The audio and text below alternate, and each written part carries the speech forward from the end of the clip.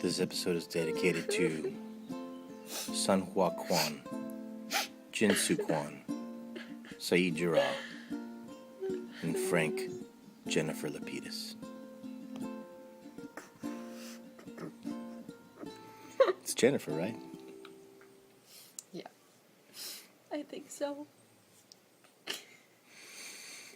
This is Geronimo Jack's Beard. This is Jorge. With me as always. Psychic 22. I have a different shirt on right now.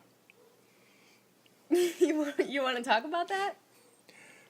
Someone made me change my shirt before I recorded this podcast. Well, if you really want to discuss it, we record it sitting very close to each other because the phone is so small. And you were just packing for a couple hours before we started doing this. And you stink. I can't believe actually what kind of workout packing has been. But I'm in there and then all of a sudden I realize, man, I'm like covered in sweat. Yeah. From taping.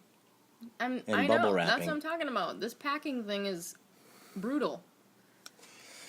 Anyway, welcome to the depressing episode of 614, The Candidate. Yes, the bloodbath.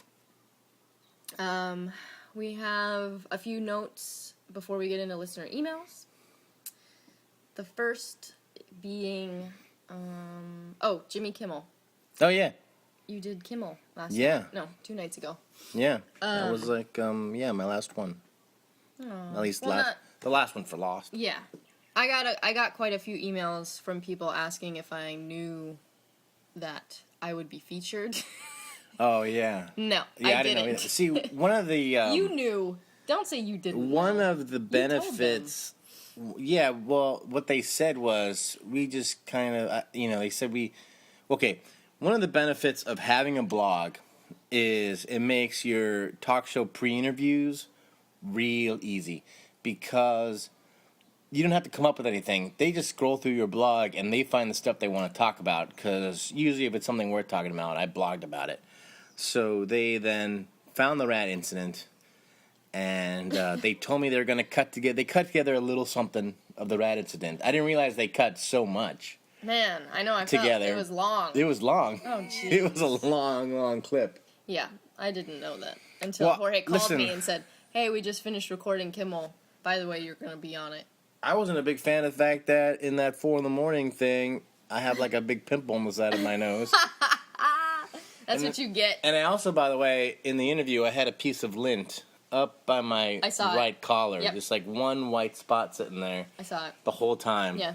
My OCD that you so lovingly pointed out on Kimmel, my OCD saw that. Okay, speaking of Kimmel, the ginormous Lost extravaganza that's going on Kimmel after the finale airs. Man, 2.5 hours. Can you believe it? 2.5 hours. But as far as that show, I guess Kimmel's having on quite a few people, but you will not be there. People were asking if you were going to be on that finale show. I will not physically be there. I pre-taped a couple segments for it, and so in that sense, I'll be on. But I just kind of decided that I'd rather watch the finale with close friends. So we wrapped on April 24th. Yeah. It was I went into work at 9:30 in the morning and finished at 5:30 in the morning the day after, which was a Saturday morning. It was a long day, so it was pretty tiring, and it wasn't as I didn't emotionally break down like I imagined I was going to. It was just kind of like I'm done. I'm ready for bed. I did go out. And behind the studio, they were already kind of barbecuing things. Apparently, there were members of the crew there until about 1 in the afternoon, enjoying. They like grilled lobsters, and had margaritas and all kinds of festivities. That night was the rap party. Oh, the week before we had a different rap party. It was like Evangeline threw a thank you party to the cast and crew, and she really did it up. It was like a big It felt like a wedding reception. Yeah, or like a big. It was a wedding huge reception. gala. I mean, there was live music, this huge tent.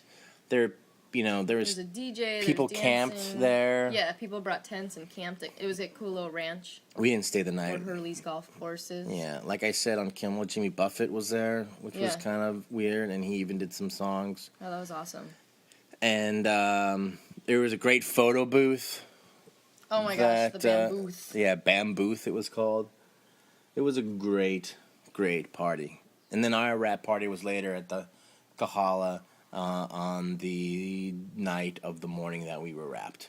People have been asking about dispatches from the island after I am no longer on the island.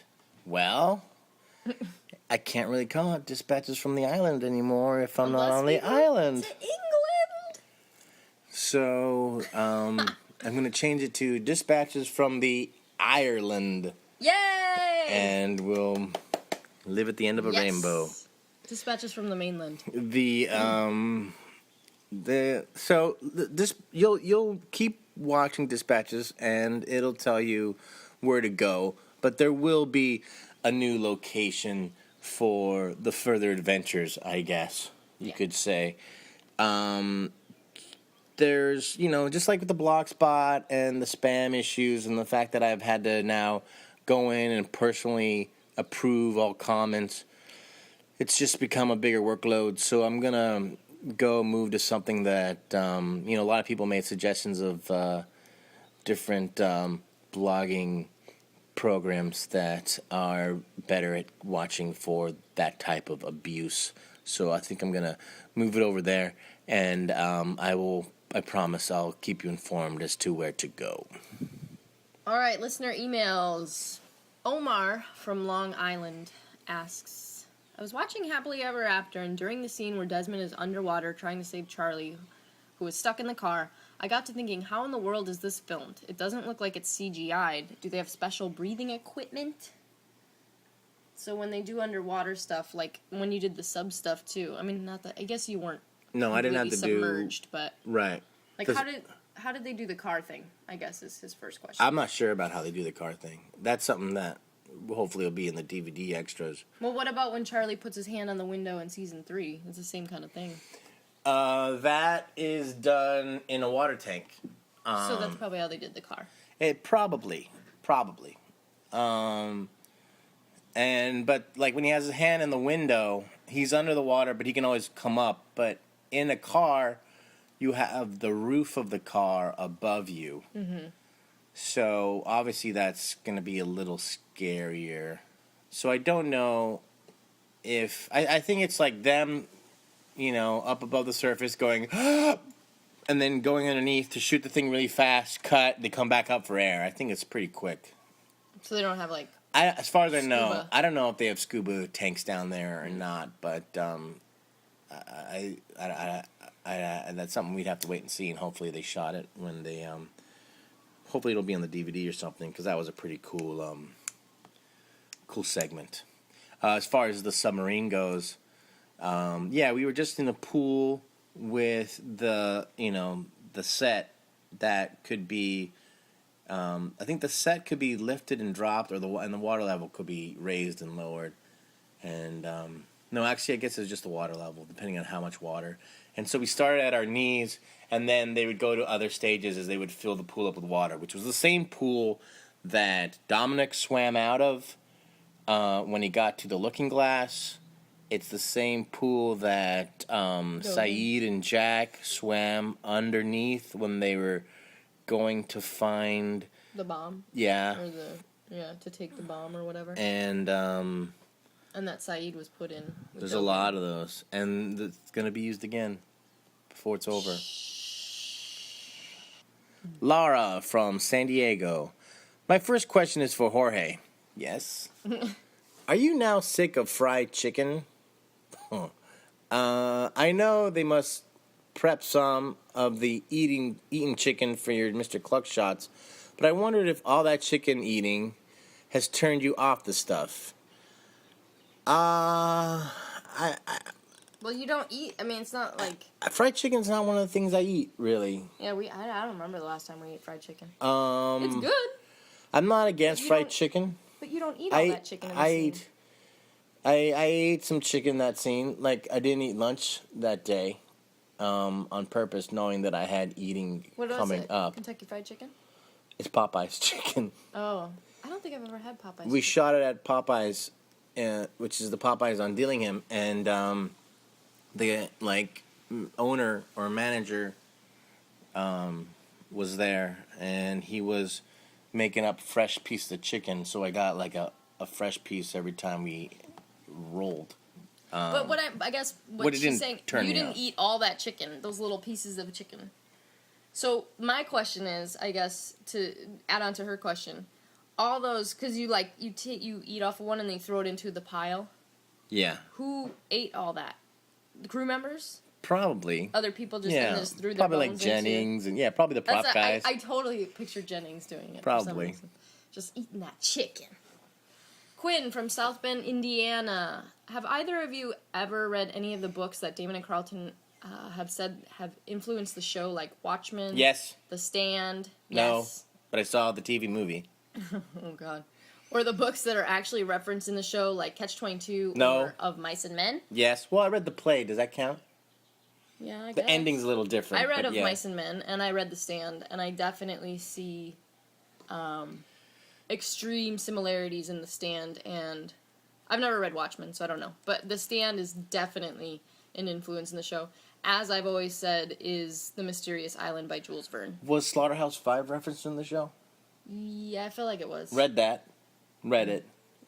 And I saw the movie The Watership Down, which is awesome, but I really love the first 5 minutes the most.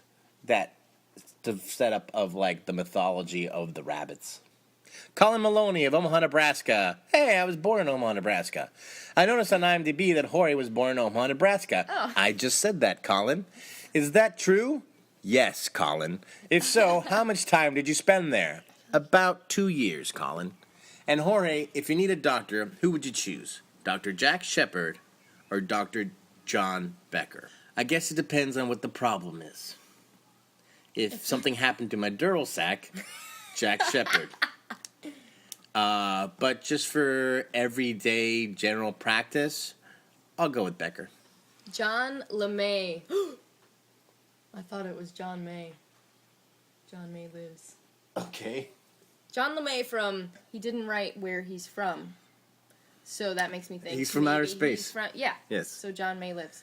This guy, John LeMay, says, I recently put some GRE vocabulary study lists on my iPod. So I put on my headphones and started listening, and I thought, that has got to be Sidekick 22. If you didn't do some voice work for McGraw-Hill, then you should be getting royalties because it sounds just like you. No, it's not my voice, but I must admit, I did do the voice of the original Speak and Spell. You did? The word is dog. Spell dog. D-O-G. That is correct. Wow. Things you never knew about Bethany Shady. That is a talent that I have never been exposed to. I can't believe you've been hiding that for so long. I can also do a really good baby cry.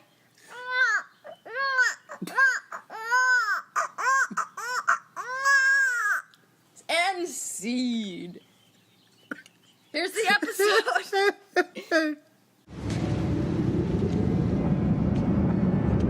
And we're rolling. This is Geronimo Jack's Beard, episode 614. Hey, everybody. The candidate. This is Jorge, with me as always. This is the candidate. You're the candidate? Today. That's my name. That's my nickname. I'm pretty sure your name is crossed off. No way. You saw Sidekick 22 crossed off on that cave? Mm-hmm. No way. In the dark parts. Yeah, right. This episode is full of adventure and excitement and suspense. On the island. Yeah. But the off-island stuff, I was kind of, They got to balance the stuff a little, Missy. I guess, but there was some stuff where I'm just like, really? What? I was going to go through the cast list. Oh, right, go ahead. Sorry, I forgot you do that. Like I like to do. Special to this episode, Alan Dale, Kevin, is it Ty? I don't know. Tiggy. He plays Anthony Cooper. I never know. Big reveal on that guy. Sam Anderson comes back, and Katie Seagal. All right, the first thing I'd like to talk about is if you want to read that for me. Open on the sole of a man's shoe, jutting upward off the sand, lifeless. After a beat, the foot wiggles. Finally, its owner lifts his head into frame, and we see... Jack Shepherd. Yeah. Now that Do you think you're going to see John Locke? Yeah. I mean, that sounds exactly like the very opening scene of Locke's episode in the first season when we get his backstory. But Locke wasn't wearing shoes. I know he wasn't wearing shoes, but it looks like the same thing where it's like, is the person dead? The foot is wiggling. Oh, the foot wiggles, and then we realize later that he's in a wheelchair. But that opening scene just sounded like Locke to me. I feel like too. They're comparing Locke and Jack a lot. So Terry's got to carry Jack now. He's had to carry people this season. But why see? This is the thing that I don't understand. I mean, you'd think that if Man in Black is trying to pick off people and kill them one by one, but he can't do it himself and he's trying to get other people to do it, he would just have let Jack lay there and die and get hit by the bomb because he didn't do it. Widmore's peeps did it. Jack didn't get hit by the bomb. But doesn't it say it says something in the script where Locke picks him up, moves him away, and then they see another bomb hit and he just saved Jack's life. But then I think, well, I guess he needs him later to carry the bomb onto the sub or whatever. Oh, yeah. Do you have anything else on this? Flash sideways. Yes. There's a bandage over his eye. His right eye. Do you think he's going to get a scar there? There's a bandage over Locke's right eye? Yeah. Oh, I didn't notice that in the script. He's going to get a Locke scar. Oh, maybe. Or he's going to be a pirate. He wakes up a pirate after surgery. Yeah, they're just like, what's this bandage on my arm? Yeah, that's probably Me eye! I'm sure that's more likely. Ah! And then a parrot flies in and lands on his shoulder. I think that was the original script. So Locke is in the hospital after the crash and recognizes Jack or whatever. And Jack is still on his butt about trying to convince him that he should do spinal surgery on him, even though Locke has said no or whatever and doesn't want to do it. Well, he says he's a candidate. Yeah, that's what I have here is the notice. I think you're a candidate. Yeah. Then the whole audience, for surgery. The whole audience goes, what? Oh, that kind of candidate. Yeah. But I have a little bit of a theory now on why Locke continues to refuse the surgery. Because it seems like there's a part of him that's like, remember when in his episode in the beginning when he looks at the card and he picks up the phone and they're like, hello, and he's like, no, you can't help me. Yeah. He's considering it. He's thinking about doing it. Yeah. And it's like, and then his speech to Helen was like, well, if you need me to be fixed, then I'll try it or whatever, but, I'm angry. Like, it didn't make sense to me. It seemed like he was saying, well, I am angry about not being able to walk down the aisle, but I'm not going to do anything about it, but if you need me to, fine, I will, or whatever. My theory is that he doesn't want a doctor to fix him. He's waiting for the island to fix him. Because as I've been saying this whole time, he knows about the island, and he doesn't want to go get another spinal surgery and to go through all the pain when he can just land somewhere and boom, he's healed. But he says, doesn't he say that he doesn't want to be fixed because it's kind of a reminder of him messing up his dad? Yeah. I don't believe that. But anyway, once again, as we mentioned in the last podcast, do you want to mention what was in this episode? Oh, Dural Sack? The Dural Sack is back. We should make t-shirts that say, I love my Dural Sack, or something like, I heart Dural Sack. Dural Sack is back. Dural Sack Jack. Dural Sack Jack. Oh, we gotta start a new podcast now. Dural Sack Jack. Dural Sack Jack. If anybody wants to write a Dural Sack Jack song. It's he's your go-to man for your Dural Sack problem. Jack, go-to man for your Dural Sack. Alright, back at the cages. Back at the cages, we're at the Hydra Station. Yeah, this is great. When we were coming out of the water after coming off the boat, when we get to the other island before we got caught by Right. the Widmore. scientists, Right. we were like going like, can we walk through these things? Because they had those sonic fences things up. Your characters Like- were saying that, or you were saying No, that? we were like going, can we go back and forth through these things? Is that right? Oh. And Oh, I see. You're asking that as and far then as continuity? and then luckily then I got this where the guy Fred Keller asks, is it safe to go through these Right. before we walk? But it wasn't- We're walking through right now. Is it okay? Is it Right. safe? Right. Yeah, well, they're not on yet, apparently, right? The power hasn't been turned on or something, because Widmore says, he's coming, hurry up and turn them on. Yeah. Before that, Widmore takes Kate hostage because Josh... No, that's after that. No, but before Widmore says he's coming, Oh yeah. he takes Kate hostage and he says, Yeah. What do I care? She ain't on the list. And he says, it doesn't matter to me if Yeah. she lives or dies. Yeah. To him. So he's obviously on Jacob's side. No, I just remember shooting it, and it's very fun kind of shooting with Alan Dale because he has no idea what's going on in the show. He doesn't watch it. No, he does. He says, "I do watch Oh. this." He was actually arguing with Bender, going like, "I do watch this show. And he I doesn't- just don't understand a single Yeah. thing that's happening." Welcome to the club, Alan.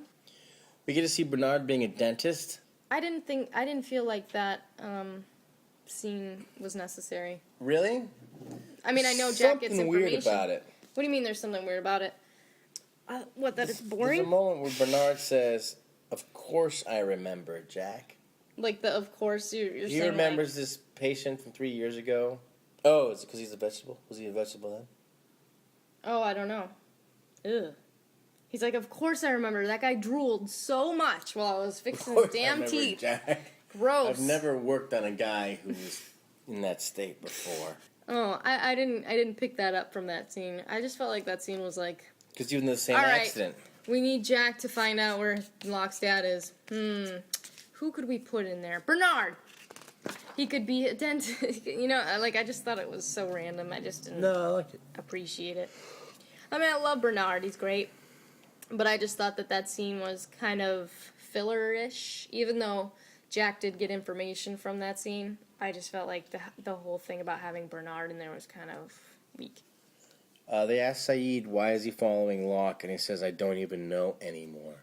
Maybe he's coming back to Maybe. the light. Well, I think we thought that when he had his whole thing with Desmond at the well. Yeah, when Desmond touched his heart. Yeah. Yeah. Jack says, they're not my people, and I'm not leaving the island. Right. I get him feeling that he has to stay. I understand that. They're not my people. It's interesting. Does that mean, like, I'm not their leader? Kind of like... It seems more like, not mean, but it seems more harsh than, just, I'm not their leader. Yeah, it's like Sawyer when he's like, he's not my friend. Right. This is I haven't actually shot... We've shot the cage stuff with the monster, but we haven't shot... When Seamus got slammed. Yeah, but we haven't shot any of the cage stuff, like the actual scene that goes on in the cage. So, all of you guys are in there. Yeah, we're all in the same cage. We're in the Sawyer cage. Yeah, so I was sitting there thinking that we were going to do that scene, and I was trying to figure out, how do I say, and we're dead? Yeah. I read that too, and I was like, that just seems weird. That line seemed odd. So, Because you don't want to say it like that, like how you just said it. No, you want to be different. You want to be like, You want to be more like, and we're dead. no. I think you want to have a little fear in your voice. Uh, Wouldn't you? I'm working on it. More like, And we're dead! so how are you going to say it? What? This is your audition My that. audition. for that episode. Listen, when I was working, I was like this. And we're dead. Like a whispery one? Yeah, it's a little to myself. Okay. Wait, you already recorded this? I thought No. you said you didn't. Okay. Yeah, more like, And we're dead. and we're dead! And we're dead. Yeah. Now people, or after they listen to this and then they go back and watch the episode, they're really going to be listening to how you did it, and they're going to be judging it. Yeah, they will. Be like, oh, geez, you did it like that? Yeah. All right, so we're back on the Flash Sideways side at the nursing home. This scene also boring. To me, it was... Come on. You find out Anthony Cooper is in a catatonic state? Paralyzed? Okay. I get that, and it was like, how did he get like that? Locke's in a wheelchair, his dad's messed up now. Something happened to the both of them. Yeah. I don't know. It was boring to me. So what was the point of that scene? Just the fact that we see him and he's messed up? Yeah, you see he's messed up. And then It's a result of the accident. I mean, we don't know that Well, yet. I mean, you still got to find out that he's messed up, don't you? Yeah. I guess. I just feel like, dude, Jack and Locke, if Jack would have stood there for a while, and I feel like Jack could have gotten all of this information out of Locke. He didn't need to go to Bernard. He didn't need to go see the dad. It's all for dramatic effect, and it was all taking up time where they could have been answering other questions. All right, well, let me ask you this. And more important things from season 1, 2, 3. They could have answered way more important questions. All right, let me ask you this. They just are creating more questions. Let me ask you this. Does Sawyer still have his letter? Yes. He did, right? So then what happens now? What do you mean? When Sawyer finds out the man who conned his mom... I don't think we're gonna see the results of that, though. There's 4 hours left. Is in this state. I don't think that any of that is going to He's not gonna Jabba the Hutt kill him anymore. No, I don't think that that's going to... I really don't think that is going to happen. You don't think he's gonna find out at all in the Flash Sideways? I think he'll find out, but we won't see it. Or he's gonna talk about it? Just like we don't see when he goes to the bathroom, we don't see him blow his nose. He might find out about that stuff, but we're not going to see it. It's not going to... There's not enough time. I'm telling you. They should have said, you know what? It's the last season, 24 episodes. They should have. That's my opinion. Okay. We would have gotten more to see. There would have been more GJB podcasts. And more questions would have been answered. Because we know, at this point, at 6:14, we know for a fact that things... haven't been able to be answered because there's not enough time. So even then, the fans are already complaining about filler with the Kate episode, but that's because from what I've read online that a lot of people don't like Kate episodes. I don't think it had anything to do with filler. What? Jeez. I know. Well, I didn't know that until everybody started complaining about it. I thought it had to do with like how do you follow a season opener? Okay, back on the island. That was cool that they built this like staircase. Coming from the cockpit, the door of the plane. Oh, right, the door, yeah. Made out of bamboo. Yeah, and you know what? We were just listening to... and they made a stair car out of bamboo? We were just listening to the transmission. Right before we did this, we listened to that, and he mentioned something that I kind of was like, what? Ryan Ozawa mentions in his podcast, he said... Because Ryan has spies on the damn set all the time, and apparently knows every single word in the script without seeing it. No, sometimes they get like the scenes wrong a bit. Yeah, they get the scenes wrong, but they're spies. The dude knows way more than even you do. There must be moles. Yeah, there's moles all over the place. So anyway, he knew he was giving a report on his podcast about Friday's scene, and he said, what made me question it was, he said, and the gyroplane was there, and there was a very familiar bamboo stairway to the gyroplane, and I was like, very familiar. Yeah, I was like, what? Sorry, I just spit on you. I was like, very familiar. What? I'll move my water. Where have we seen that before? I don't understand what he's talking about. Did Widmore, were they building a stair or something? I don't know. Maybe. I don't know. Yeah, because we'll know better now when we start watching it. Right. But when we were on set on Friday, I remember looking at that staircase and being like, Locke built that thing or whoever built that, or not Locke. The scientist. Widmore, yeah. I was like, Widmore built that thing in like 5-10 minutes because it's Yeah. really involved. Well, that's happened. This is how it's always been. Like when we were when we were castaways when we first crashed on the island. Mm-hmm. They would give us stuff that we made ourselves out of like palm fronds and stuff that were really well made. Yeah. Something that you might need more practice to make it this good. So I was always like, I remember getting a basket for mangoes that I just started pulling parts of it out to make it look a lot sloppier than it was because I thought it was too much. I remember you telling me about that. Yeah. Yeah, I mean, that doesn't make sense that, like, oh, these people all of a sudden know how to make a bamboo house, and, like, when Echo's building the church and stuff, like, really? Oh, let's also mention that on Friday there was a special guest on set. We had dinner made for us. Oh, yeah. Friday was the Dinner Impossible day. Yes, from the Food Network. Robert Irvine. Was there?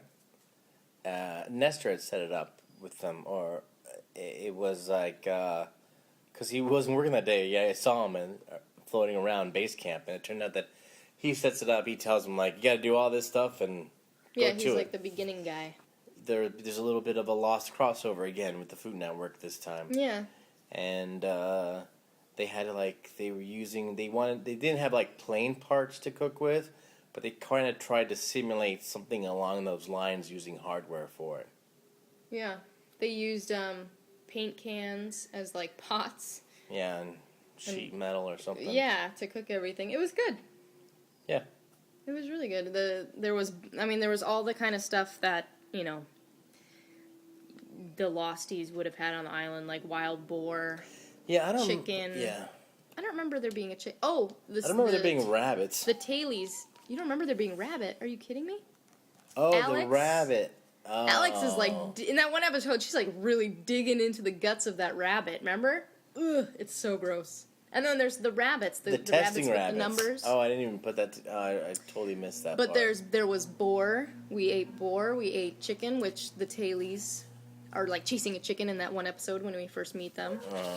In the first 48 days or whatever that was called. There was swordfish, shark. Swordfish, shark. I tried shark for the first time, which I felt Butterfish. kind of bad about, but it was pretty good. Was there a person in it? There was like a little finger. It was like just the top of a thumb. Yeah. And I think that part tasted better than the fish part. I was like, ooh. You probably shouldn't have eaten the stomach. And Might want to stick with the fillet. what else? Oh, and we met Mark Summers! Who apparently also produces that show, it seems like. It was very exciting because, I mean, for me especially, because, like, I grew up watching Double Dare. Yeah. And now we constantly watch the Food Network, what's it called? Food Network show, Unwrapped. Because that's such a fun show. And Beth so, loves candy. because I love candy. And it's pretty much always about candy. Chocolate, candy, or like, yeah, it's always about like really yummy, bad for you foods. I love that show. But that was really cool meeting him. Yeah. That Both was of really, them. And Irvine was a big fan. He was kind of giddy. he was kind of nervous. You He could was see. cute. Yeah, it was a really It's cute because he's this big guy with like a shaved head. It's like he was being giddy and He's very muscular. yes, He's like all muscle. yeah, he's pretty ripped. Yeah. Yeah, that was awesome. I mean, and I just randomly went to set that day too, and then they're like, "Oh, the Food Network is here. Your other favorite channel." What? Yeah. That was Anyway, fun. Housewives? And I said, they "Real Housewives are no here." Housewives. Oh, all right, Food Network. All right, fine. Another thing that maybe people will like to hear about that Azura plane scene was when the scene where you guys are talking in front of the scene and Locke is like, I found C4 in the plane, and then you guys start to walk off, and Claire runs up to Locke and she's like, I'm really sorry, and then they're on her and Locke, and then they pan down the group of people to Sawyer and Jack. Yeah.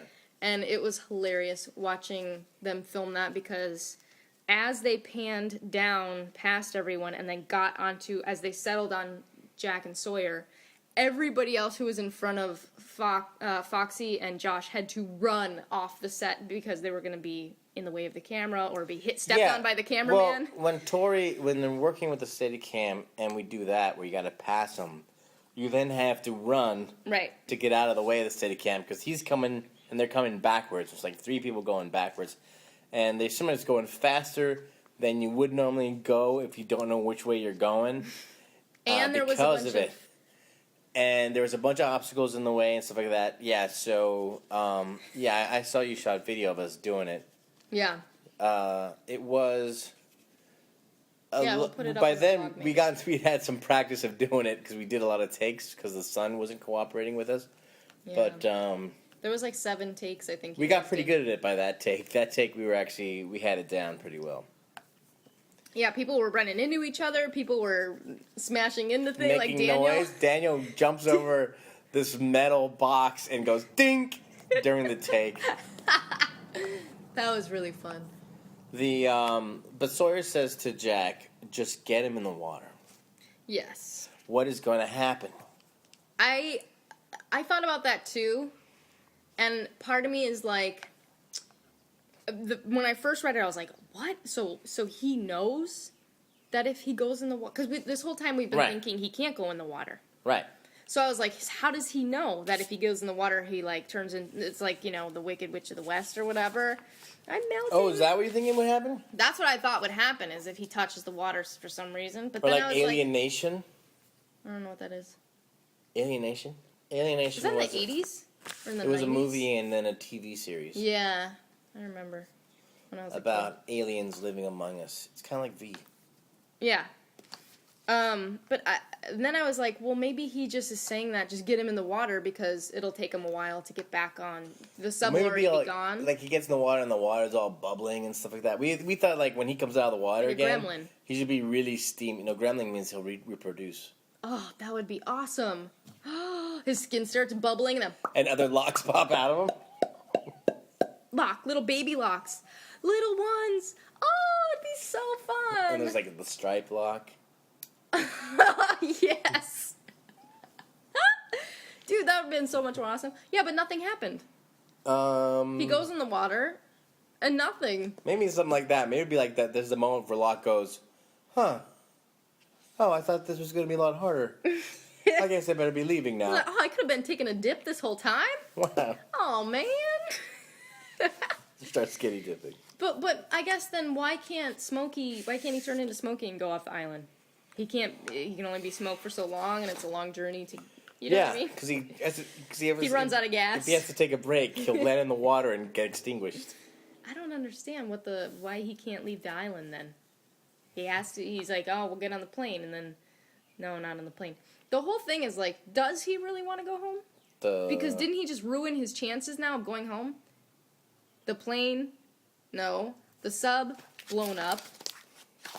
How is this guy planning on going home? He's planning on going home. I think he can leave the island as Smokey, but he needs to kill everybody first, and then he can leave us. And then he can just smoke it up and smoke off the island.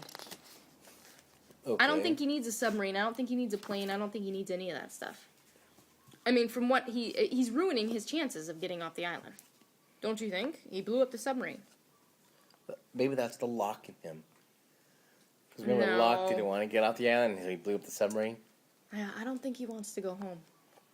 Well, he was supposed to be on the submarine when the submarine blew up. Right, but he's the one who put the C4 in Jack's bag. Didn't he? Yeah. Well, of course he's not going to be on the submarine. He doesn't want to blow up. How do you know? Maybe that's his freedom. Maybe that's maybe that's his home. No, because Claire says something, or somebody says something to the effect of, because he knows that the bomb is on that sub. And he says, you don't want to be on that sub. Right, Claire doesn't, but he does. Nah, I don't think so. I don't know what it is. You really think that he'd get on the sub, and then Jack would get on the sub, and then he'd be like, sucker! And he'd like close the sub and like turn the thing and hold it shut? No, but I guess my point is just, the only point I have is that he can leave, he just has to make sure everybody's dead first. I don't know. We'll see. He can just... I mean, he's magical, you know. He can turn into smoke. There's magic involved in him, so he's got to be able to get himself off the island. All right, flash sideways. Push the button. It's a two-man job. I wish you'd believe me. So there's obviously, once again, the alternate universe of the island life is coming out in people.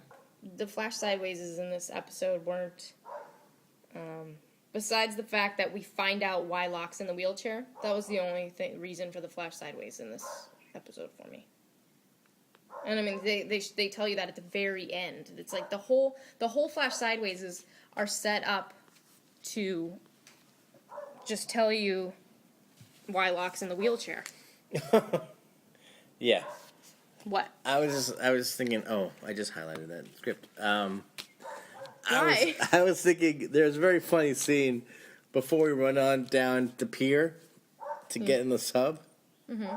Well, it wasn't really a funny scene. We were kind of having fun with it. Where Sawyer's first line is, "Just because there are no goons on the dock doesn't mean there aren't any in the sub."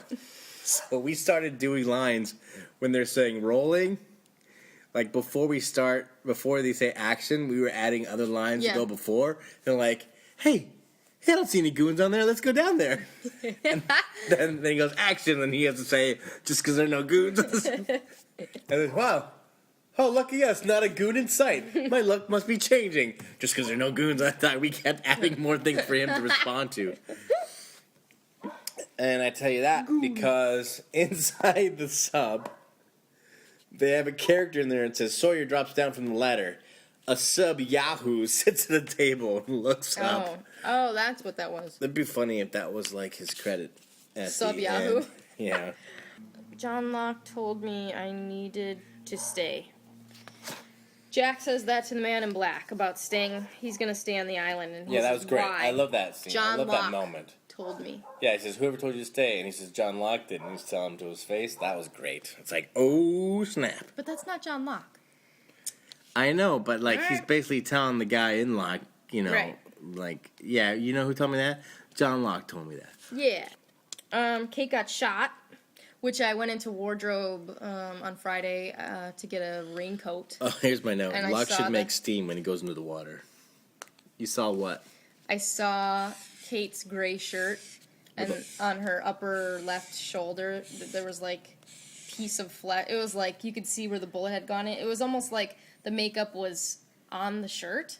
So when she just slips it on, it looks like her skin is poking through. Oh, really? And it's bloody and bullety. Yeah. That's probably because she has to work it wet. Yeah. So yeah, she got shot, which I was kind of like, whoa. To me, that was like huge. She's never been shot. Right.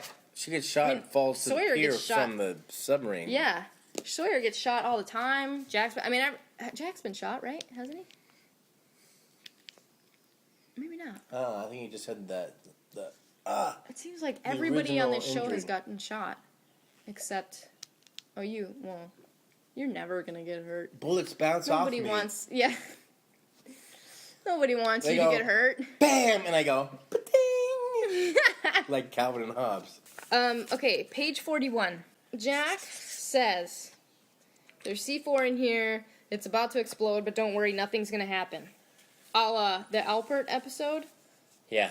where he's like, yeah, I don't believe this isn't, so-and-so told me I was special. Yeah. But why wouldn't something happen to him? Obviously it did, the bomb went off. He survived the mortar crash. He survived it, and he survived the Alpert thing, but at the same time, I'm pretty... This is the problem with that. When people go on planes sometimes, they have the attitude about, listen, when your number's up, right? Yeah. And Jack's pretty confident that his number ain't up. Problem is there's other people with him. Right. I like that we see why he wanted the watch. Why Locke took the watch off the guy. Yeah. Because he put the timer on the bomb. Right. Man, Sawyer blows it. Just like when he was supposed to, just like when he was like, "Why? What did you do?" He's like, "Well, you couldn't." When he shot the marshal, he goes, "Listen, I'm gonna yank these wires out," and he goes, Yeah. Oh yeah, that's Man. messed up. Saeed blows up. Oh. and all hell breaks loose. Now, as if it wasn't enough, what has already happened up to this point. Wait, before you mentioned Saeed blowing up, why? Why every time I go like this, do you have to look at my armpit? Because you're showing me your armpit. But why do you have to look at my armpit? It's not like a boob. Because I can see it. You don't see my armpit when I do this. I see yours. But why do you have to look at it? Don't show it to me then. Wait, before you say Saeed blows up. Okay. He says 2 things. He tells everybody that Desmond is in the well. Right. And he also says, randomly, it's going to be you, Jack. And you is underlined in the script. And so what the heck does that mean? And I think even in the script direction, page 44, after he says, it says, and Jack's just as confused by that as we are. But it doesn't last long as Saeed lunges forward and grabs the bomb. So right before Saeed blows up, he says, it's going to be you, underlined, Jack. As the final candidate? That's what I'm thinking. I thought it was going to be you. Well, listen. Aw, I want it to be you. You're all in charge now. Listen, well, sort of. I don't know, but listen. Saeed's not in charge. Does that mean you're going to die? No! I don't know. Easy. What was that? What was that? It sounded like a dinosaur fart. Yeah. That was a weird noise. That was weird. What does that mean? It's going to be you. I guess it's going to be you. He said it's going to be Jack. And how does Saeed know that? Oh, wait. Let's see. Let me make sure that there's any other way to read that. I mean, the only other thing could be is like, because it's going to be you who's going to have to get him out of that well or whatever. But No. I think it's like somehow, suddenly Saeed has figured out, the ending of Lost. Okay, so in the flash sideways, Locke says, I was in a plane crash with my father. It's like, I was in a plane crash, and you're thinking, oh my gosh, he's remembering. Here it comes.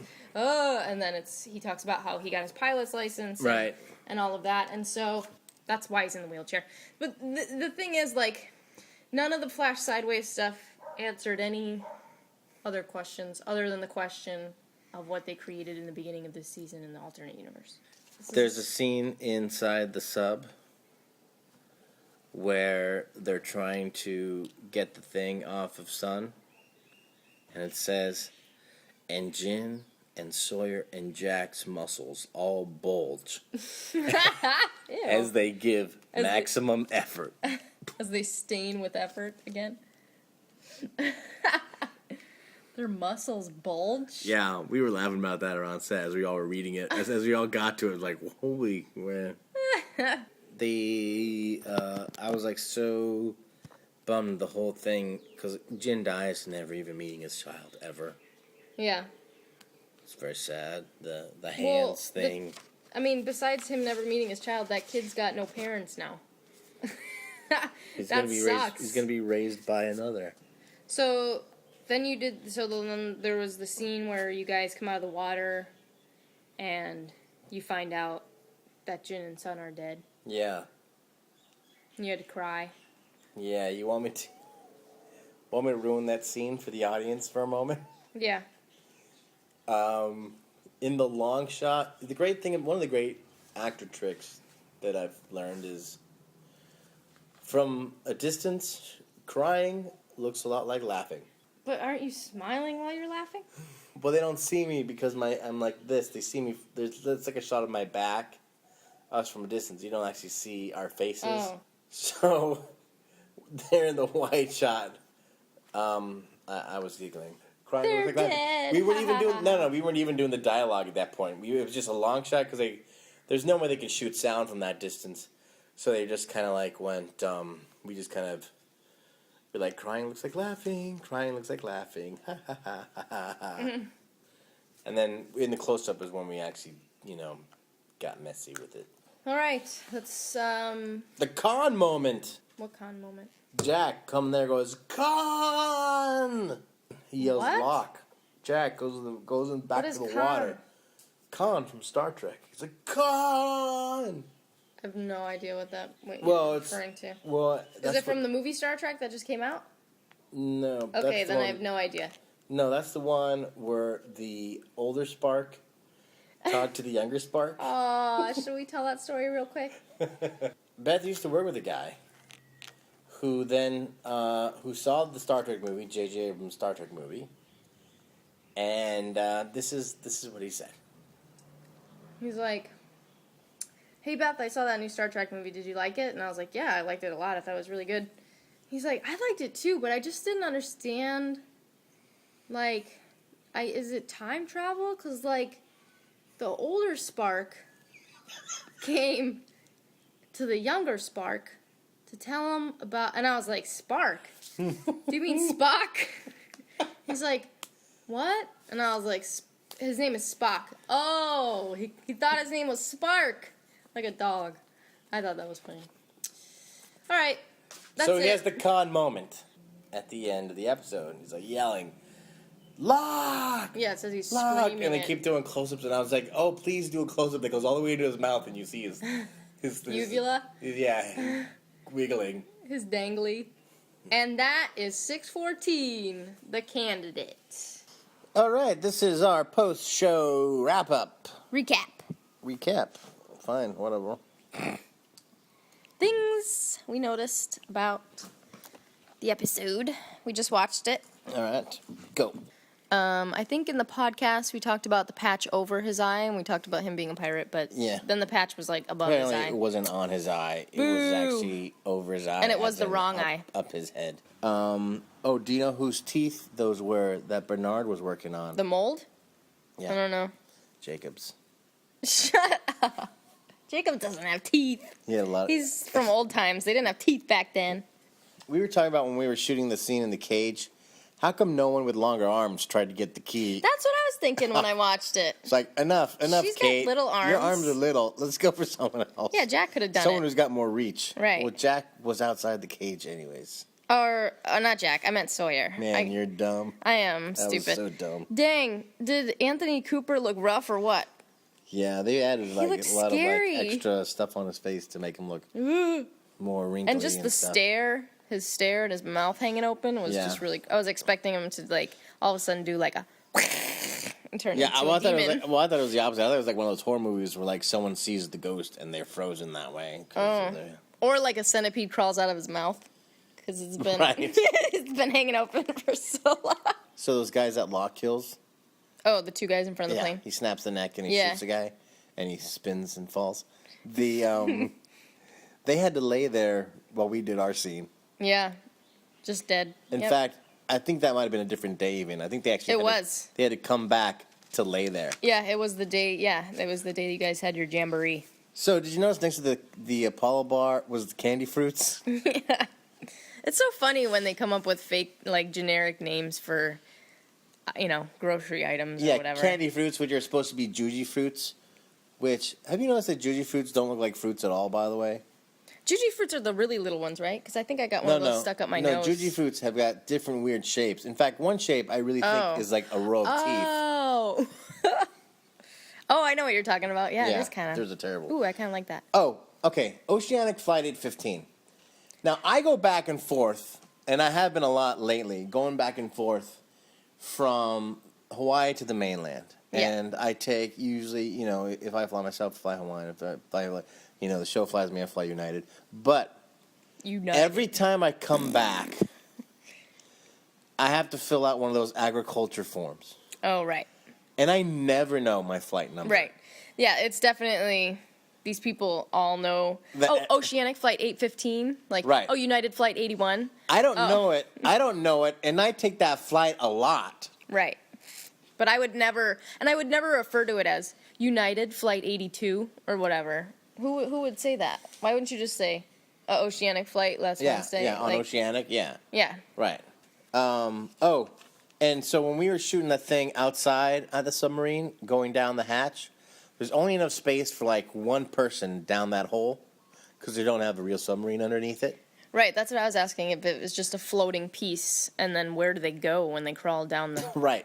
thing? So we would shoot like, okay, Yunjin, go down the hatch. Cut. Oh, Yunjin, come okay. out of the hatch. Oh, okay. And then, Daniel, go down the hatch. Right. Or like maybe two people could go down. And then so they'd be like one person halfway out going down, the other person starting to go down. Right. Cut to them halfway down. We did that for a few people. Oh, speaking of the sub, I thought the CGI of the sub was the best yet in this episode. Like, because, the CGI of the sub always gets a lot of heck because it's kind of awful. It gets a lot of heck. Gets a lot of heck. The CGI of the sub always gets a lot of crap. Fans give the CGI of the sub a lot of heck sometimes. But, and it's been pretty awful in the past, but I thought this one was pretty good. Like it sinking in underwater to the bottom and it floating away and everything. I thought it was all really good. I thought Terry had a nice reflective delay at the moment when Jack says, I was hoping you'd go first, and he kind of has that moment. And in the then hospital? and then it makes him laugh. Yeah, Terry's good like that. That was a great choice. Terry is very good at timing. And it's sometimes, but he's also lucky because sometimes, let me tell you, sometimes you do that. He doesn't want to give you credit, Terry. No. Terry is a great actor. And I'll say that over and over again. He's an awesome actor and is awesome when you have a scene with him. But sometimes you take those pauses and it gets edited out. Oh, right. To make he's lucky that it got kept. Lucky it got kept. That's what I'm saying. I'm not saying he's lucky like he had a lucky turn that his acting worked out for once. I'm just saying that finally Terry gives a great performance. Sometimes because this show is written, they write the show they write so much on the show that to fit into our time slot is an editing nightmare. Sure, we'll go with nightmare. All right, that was our take on 614, the candidate. There's only a few left, and it's getting really sad. We're packing. Mm-hmm. We are getting ready to move, and it's becoming very melancholy. Yes. I just wanted to say thanks to Jared Mathis for... Very special thanks. A very, very special thanks to Jared Mathis once again. The life and death theme that you guys heard in the beginning instead of the original theme music was also done by Jared. He does all of our music on GJB, and we thank him very much for that somber piece. Little life and death on the uke. And yeah, that's it. Check us out, geronimojackspirit.blogspot.com. Don't forget that you can email us at geronimojackspirit@yahoo.com. We have a Facebook fan page. Yeah, you can link to that from the blog spot. We got a Twitter account. Yep. Hey, one thing we want to mention about upcoming shows is that the posts for the last few episodes are probably going to be a little late. Maybe not the finale post, but the next two for 615 and 616 are probably going to be late. We're going to LA next week for the Lost Live event with Michael Giacchino. Yeah, there's just been a lot of, and I have, press trip to New York coming up too, so it's going to be harder for us to get together to shoot record these post-episode recaps and things like that, so we're still trying to figure out how it's going to do, but just because, when I was here working, it was easy to, put them up the next day, and just so now we have a few more obstacles.